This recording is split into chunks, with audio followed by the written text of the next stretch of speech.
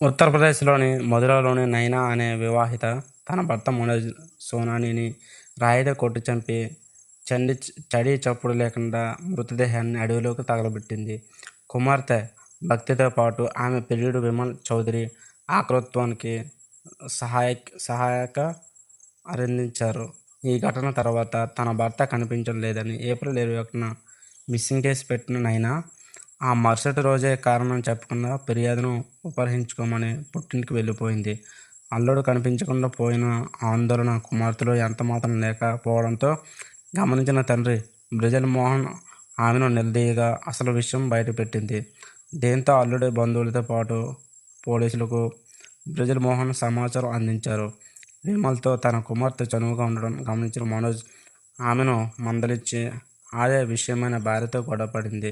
దీంతో మత్తుమందు కలిపిన పాలను భర్తకిచ్చిన నైనా అతడు గాఢంగా నిద్రపోయాక బండరాయితో తల పగలగొట్టి చంపింది. కుమార్తె ఆమె ప్రియుడి సహాయంతో మృతదేహాన్ని యమునా నది తీరాన అటవీ ప్రాంతానికి తరలించి కాల్చేసింది. నిందితుల ముగ్గురిని పోలీసులు అదుపులో తీసుకుని విచారిస్తున్నారు.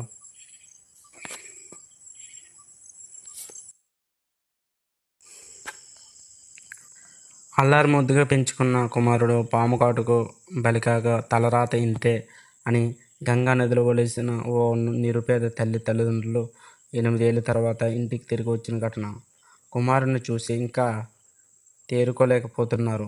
బీహార్లోని బేగుసారై అనే జిల్లా మనపూర్ ముషాహరి గ్రామానికి చెందిన కవిత రాంప్రీత్ దాస్ దంపతులకు కుమారుడు రాహుల్. 12 ఏళ్ల వయసులో కాలకృత్యాలు తీర్చుకుందామని నది ఒడ్డున వెళ్లిన రాహుల్ పాముకాటుకు గురయ్యాడు. వైద్యం చేయించిన ఫలితం లేకపోవడంతో కుమారుడు చనిపోయారని కుమిలిపోయిన తల్లిదండ్రులు ఆ ఎత్తుగడ్డ వద్ద గంగా నదిలో వదిలేసి వెళ్లారు. అది జరిగిన 8 ఏళ్ల తర్వాత రాహుల్ స్వగ్రామానికి తిరిగి వచ్చాడు. తల్లితో పాటు అందరినీ పేరు పేరున ఆప్యాయంగా పలకరించాడు. రాహుల్ శరీరంపై ఉన్న గాయాన్ని చూసి తల్లిదండ్రులు గుర్తించారు. నదీ ప్రవాహంలో కొట్టుకుపోయిన తనను ఓ సాధువు కాపాడి ఆధ్యాత్మిక విద్య సాధనతో గోరఖ్పూర్లో తీసుకువెళ్లి రాహుల్ తెలిపారు.